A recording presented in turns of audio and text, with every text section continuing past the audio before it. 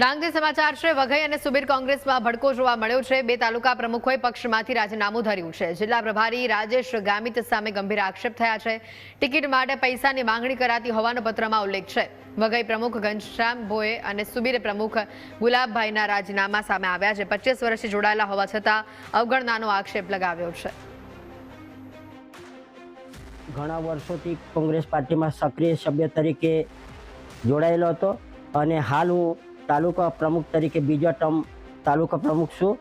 પણ આ સૌરાજ્યની ચૂંટણીમાં જે બી કેન્ડિડેટો અમે સિલેક્ટ કર્યા હતા તે કેન્ડિડેટમાંથી અમુક કેન્ડિડેટો સિલેક્ટ કર્યા વગરના આવી ગયેલા છે અને હાલ એ લોકો બીજેપીમાં જ છે અને એવા પણ નામ આવી ગયેલા છે। તો મારા ખરેખર કોંગ્રેસી કાર્યકર્તાઓ જે કપરા સમયે કોંગ્રેસમાંથી બીજેપીમાં નીકળી ગયેલા અને હાલ ચૂંટણીને સમયે આવેલા એવા માણસો હજુ ખેસ પણ નથી પહેર્યા એવા માણસોની ટિકિટ મળી ગયેલ છે, જેથી મારા સાચા કોંગ્રેસી સાથીઓ ઘણા દુઃખી છે અને મને પણ એ બાબતનું ઘણું દુઃખ છે।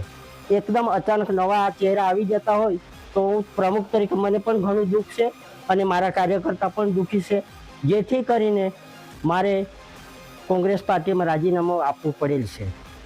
હાલની જે સ્થાનિક સ્વરાજ્ય ચૂંટણીઓ ચાલી રહી છે એમાં કોંગ્રેસ પક્ષ તરીકે જે ચૂંટણીની પ્રક્રિયા હાથ ધરવામાં આવી હતી એ પ્રક્રિયાના ભાગરૂપે અગાઉથી જે સેક્ટર પ્રમુખ મંડળ પ્રમુખોની નિમણૂકો કરીને જે વ્યક્તિ ઉમેદવારી કરવા માંગતા હતા એમના નામો નક્કી કરવામાં આવ્યા હતા, પણ એ નામોને અવગણના કરી અને આ સ્થાનિક સ્વરાજ્યની ચૂંટણીમાં મેં પણ તાલુકા પંચાયત 2 બારખાંદિયા પર ઉમેદવારી નોંધાવી હતી।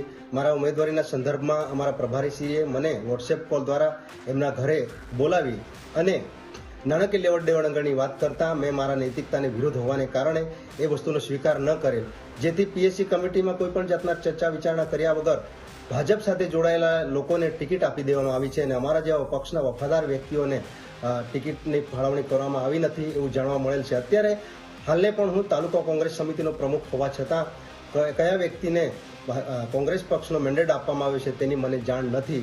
એ ખૂબ જ દુઃખ અને ગંભીર બાબત છે। એને લઈને હું નારાજ થઈને અત્યારે હું રાજકીય સંન્યાસ લઈ રહ્યો છું।